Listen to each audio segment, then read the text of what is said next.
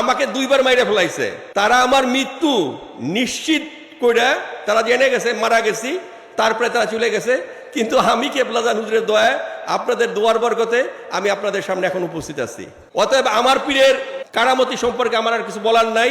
বিশ্ব জাকের মঞ্জিলের তৃতীয় মুজাদ্দেদ, যেই মুজাদ্দেদের আগমনে কেবলাজান হুজুর খুশি হয়ে অনেক ভবিষ্যৎবাণী করেছিলেন, সেই মুজাদ্দেদের তত্ত্বাবধানে, প্রত্যক্ষ এবং পরোক্ষ তত্ত্বাবধানে সারা বাংলাদেশে এই মেগাজলটা অনুষ্ঠিত হচ্ছে।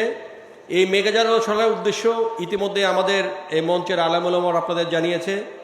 মহাপবিত্র রোজ শরীফ 2025 বিশ্ব জাকের মঞ্জিল অনুষ্ঠিত হবে।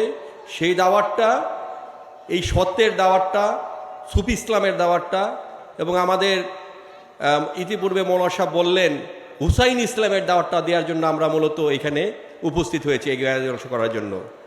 আর আমি আসলে সত্যি কথা জাকের মঞ্জিলের একজন পিয়নের কাজটা কি আপনারা জানেন? চিঠিপত্র লেনদেন করে একটা খবর, এক জায়গার খবর আরেক জায়গায় দেয়।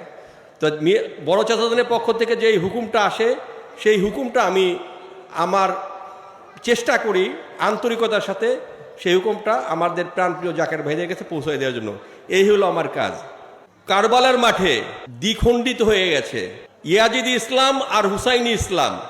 সেই হুসাইনি ইসলামকে আঁকড়ে ধরে কেবলাজান হুজুর বিশ্ব জাকের মঞ্জিল একটি অরাজনৈতিক সুফিবাদের একটা তীর্থভূমি হিসাবে প্রতিষ্ঠিত করেছেন। এ ব্যাপারে আপনাদের কোনো সন্দেহ আছে? পৃথিবীতে আসমানের নিচে এবং জমিনের উপরে সুফিবাদের, ইলমে তাসাউফের এবং আহলে বাইত রাসূলের এত বড় প্ল্যাটফর্ম পৃথিবীর কোথাও নাই। আপনারা ইতিহাস ঘাটলে দেখতে পারবেন।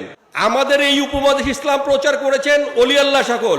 খাজা মাইনুদ্দিন চিশতি আজমিরি সিনজির রহমাতুল্লাহ তাআলা, উনার সময় 92 লক্ষ মতান্তরে 99 লক্ষ বিধর্মীরা ইসলাম গ্রহণ করেছে। উনার দরবারে যাওয়ার সৌভাগ্য আমার হয়েছে। বিশ্ব জাকের মঞ্জিলের পরিধির কাছে আপনি আসলে এটা তুলনা করা যাবে না। নিশ্চয়ই উনি অনেক আল্লাহর বড় অলি, কিন্তু আমাদের যত বড় গন্ডি, পৃথিবীর কোনো জায়গায় কোনো অলি আল্লাহর দরবার এত বড় না, কোথাও না। সেই দরবারের গোলাম আমরা। আলহামদুলিল্লাহ, আল্লাহ পাকের দরবারে লক্ষ কোটি শুকরিয়া যে আসমানের নিচে এবং জমিনের উপরে যে মহান সাধক আমাদেরকে আল্লাহ পাক দিয়েছেন।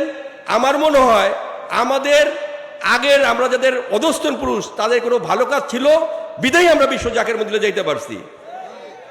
এই জাকের মঞ্জিলকে যে ভালোবাসবে, এই জাকের মঞ্জিলের হুকুম আহকাম যে অন্তরের অন্তঃস্থল থেকে করবে, তার বদলা সে পাবে, তার সন্তানরা পাবে, এবং কাল কিয়ামত পর্যন্ত তার বংশধররা পাইতে থাকবে।